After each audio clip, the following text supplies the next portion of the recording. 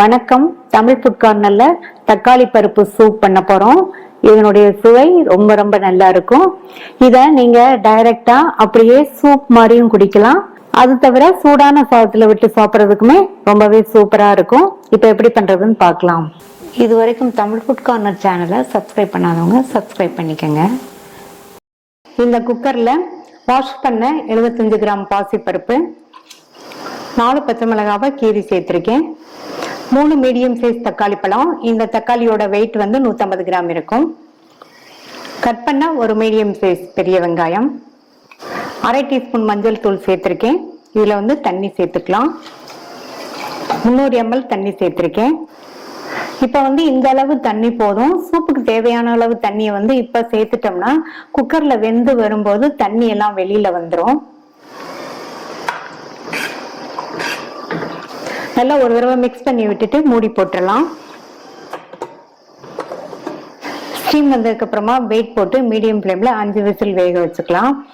நம்ம சேர்த்திருக்கிற பருப்பு தக்காளி எல்லாம் நல்லா குழைய வெந்து வரணும். பருப்பு தக்காளி எல்லாம் வெந்துட்டு இருக்க நேரத்துல இந்த பேன்ல 3/4 டீஸ்பூன் மிளகும் 3/4 டீஸ்பூன் சீரகத்தையும் சேர்த்து வறுத்துக்கலாம். இப்ப மிளகு சீரகம் ரெண்டுமே வறுபட்டுருச்சு. அடுத்து இதை இந்த உரல்ல சேர்த்துட்டு நல்லா இடிச்சுக்கலாம்.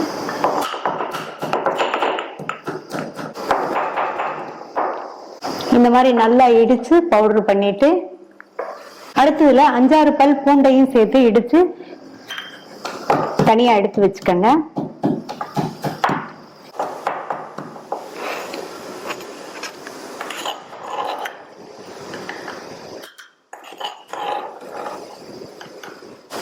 இது தனியா இருக்கட்டும்.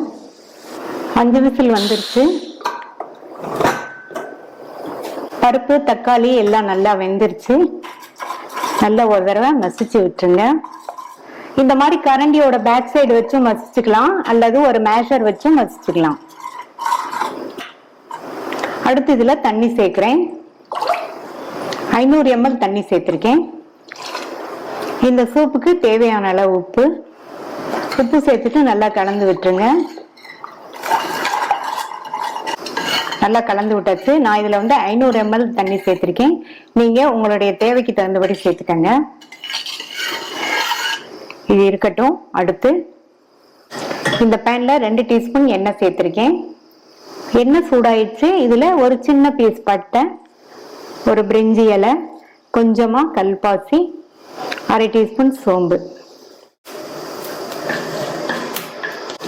இப்ப எல்லாமே நல்லா பொரிஞ்சிருச்சு. சூப்ல சேர்த்துடலாம். அடுத்து இடிச்ச மிளகு சீரக பூண்டை சேர்த்துட்டு கொஞ்சமா பட்டர் சேர்க்கிறேன். இந்த மாதிரி பட்டர் சேர்த்துக்கங்க. டேஸ்ட் ரொம்ப சூப்பரா இருக்கும். இந்த பட்டர் நீங்க விருப்பப்பட்டா சேர்த்துக்கங்க, இல்லைன்னா ஸ்கிப் பண்ணிடலாம்.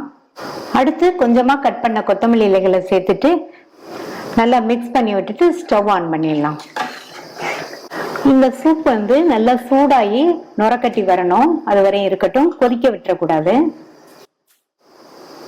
இப்ப சூப்பு பாத்தீங்கன்னா நல்ல நுரக்கட்டி வந்திருக்கு. அவ்வளவுதான். ஸ்டவ் ஆஃப் பண்ணிடலாம்.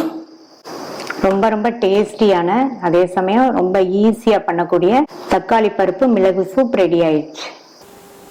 நீங்களும் ஒரு தடவை ட்ரை பண்ணி பார்த்துட்டு உங்க கமெண்ட்ஸை சொல்லுங்க. தேங்க்யூ.